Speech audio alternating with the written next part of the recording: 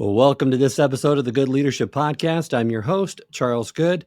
In this episode, we're diving into the future of employee development, the trends, the challenges, and the IMS difference. And we're tackling some of the most pressing questions facing organizations today, such as how do you keep up with the rapid pace of change? What trends in management development are reshaping the landscape? And as employee expectations evolve, what truly does an effective development program look like for 2024 and beyond? So get ready as we explore the future of upskilling with insights, cutting edge trends, and practical strategies of what is possible in employee development. I hope you enjoy. Welcome to the Good Leadership Podcast, where we engage with esteemed thought leaders and explore research-backed strategies and techniques that empower leaders at every level to achieve meaningful results that drive lasting change.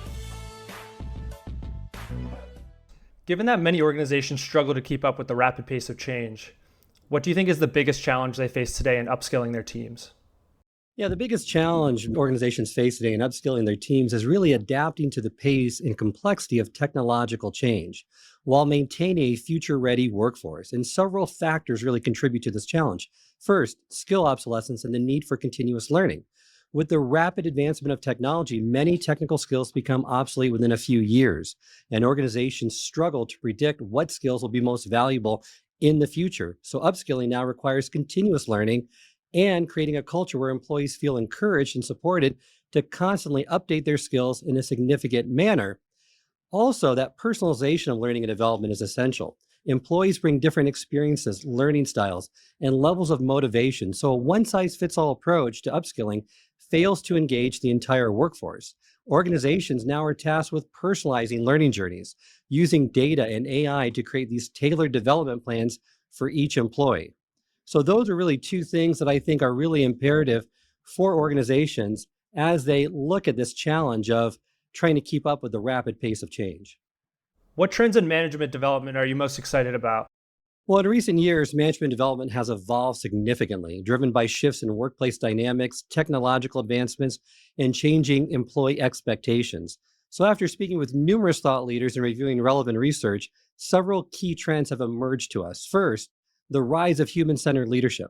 One of the most exciting trends in management development is a shift that prioritizes empathy, emotional intelligence, and a focus on the well-being of the employee. In a world increasingly driven by automation and AI, the ability to lead with emotional intelligence is becoming a defining characteristic for effective managers. Leaders are no longer expected to simply manage tasks. Now they're required to foster trust, inclusivity, and psychological safety in the workplace. Also, the development of soft skills over technical skills. Technical skills will always be important. The increasing value, though, placed on soft skills is a significant disruptor.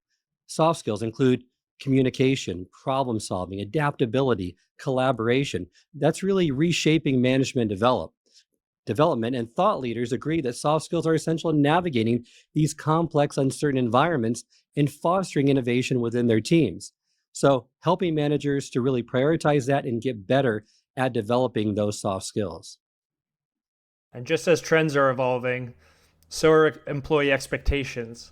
So what do you think is an effective employee development program in 2024 based on what IMS and you're observing?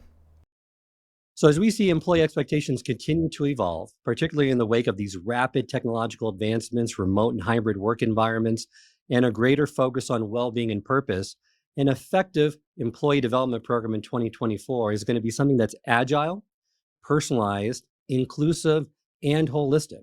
IMS is observing several key trends and shifts in both employee expectations and organizations that is informing the future of learning and development. So for example, personalized and continuous learning journeys are critical. Employees increasingly expect learning to be personalized, tailored for their individual learning needs. In 2024, effective programs must shift from that one-size-fits-all approach to these individualized learning paths that reflect personal goals, career trajectories, and even learning preferences. Also, once again, emphasis on soft skill and leadership development, like communication, collaboration, adaptability, emotional intelligence. They're becoming even more critical for both individual success and organizational agility. And finally, really, everyone wants to be learning in the flow of work. Employees expect learning to be integrated into their daily workflow rather than something that requires them to step away from the office for prolonged periods of time. Effective development programs must support that learning in the flow of work by offering micro learning opportunities, on demand content, and real time coaching that allows employees to apply this new knowledge immediately, reinforcing learning through action and relevance. With so many employee development options available, what is the X factor that sets apart IMS in terms of results and impact? Yeah, that X factor that sets the Institute for Management Studies apart in terms of results and impact lies in its highly customized, research backed, and continuous development approach. We combine that with a strong emphasis on practical application and real world relevance. So, IMS tailors all of its learning experiences directly to align with organizational goals of our member companies. We do this by providing highly customized and needs based learning solutions, designing those solutions around specific needs, challenges, and objectives of each organization.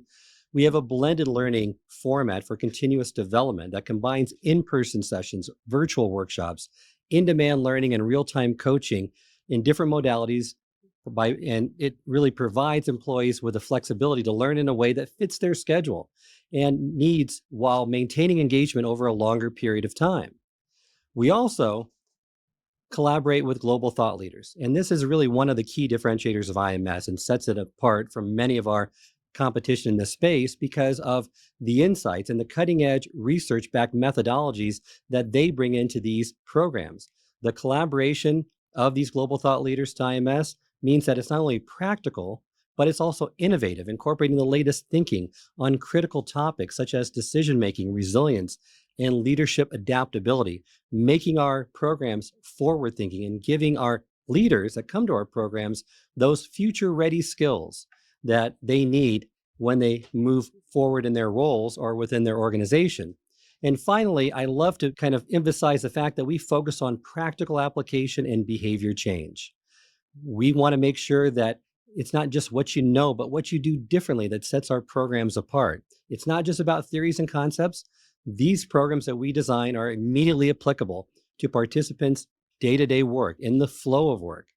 So we include real time feedback, coaching, breakout activities. Everything's designed around getting you more comfortable, confident, and committed to not just knowing something differently, but doing something differently. And I think that's really what IMS, that differentiator for IMS is. Many development programs can struggle with long term retention. So, how does IMS ensure that learning sticks beyond just initial training sessions or the first few touch points?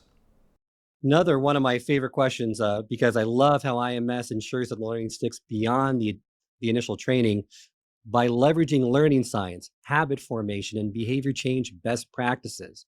By integrating proven strategies from these fields, IMS creates a learning experience that not only imparts knowledge, but also leads to long term behavioral change, skill retention, and sustainable performance improvements, which is really the gold standard for any learning and development program. So we do that by spacing and reinforcement, right? One of the key principles of learning science is that spaced repetition, which helps combat the forgetting curve by Herman Ebbinghaus. Instead of delivering a one time training session, IMS uses spaced learning techniques to reinforce key concepts over time. This approach ensures that knowledge is refreshed and reinforced, making it more likely that participants will retain and apply what they've learned. We also focus on active learning and practical application, where learners are engaged throughout this interactive learning experience. Rather than just passively receiving information, participants are asked how to apply the concepts in real world scenarios during the training, during the learning experience, which leads to deeper understanding and better retention. We also build habits through repetition and cues to ensure that this long term behavior change happens and is taking place.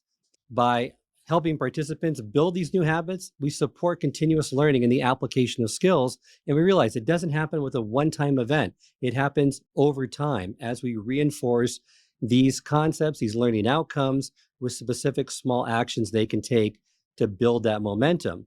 And then finally, really around behavior science, it's that accountability and social reinforcement. Peer support plays a crucial role for behavior change. IMS tries to integrate a lot of accountability mechanisms in its programs to help learners stay committed to their development goals. By creating opportunities for peer feedback, coaching, and group discussions, IMS builds a supportive learning community where participants feel encouraged and hold each other accountable while applying those new tools. And we also incorporate behavioral nudges and reminders because we understand that life is busy, you tend to forget, and those nudges and behavioral reminders that we give them throughout that period of time also prompts them and encourages participants to practice these new skills and not to let that learning be a result or be a consequence of the forgetting curve. And since IMS collaborates with so many global thought leaders, how do the insights they share shape the learning content that IMS delivers to organizations? So the Institute for Management Studies customizes its learning solutions to meet the specific needs of all of our member organizations by following a very highly adaptive, collaborative, and evidence-based approach. Every company faces distinct challenges, which we know, based on industry, workforce composition, corporate culture, and strategic goals.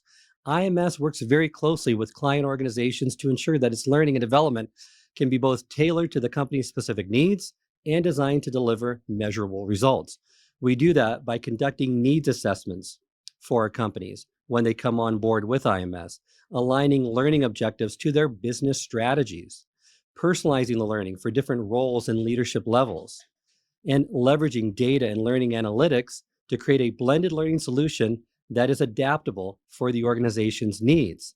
We also want to make sure that we focus on certain measurable outcomes and ROIs that the company wants us to and is important to them for their learning. So customizing this content to reflect that organizational structure and aligning it with business objectives is really key to our success and making sure it has an impact for our member organizations. I hope this episode has provided you with valuable insights. If it has, I ask you to share it with someone who would also benefit from it. If you've been enjoying and gaining knowledge from this podcast, then subscribe to our YouTube channel where you can find all the previous episodes of the podcast and additional learning resources. You can also subscribe to the podcast on Apple or Spotify and leave up to a 5-star review.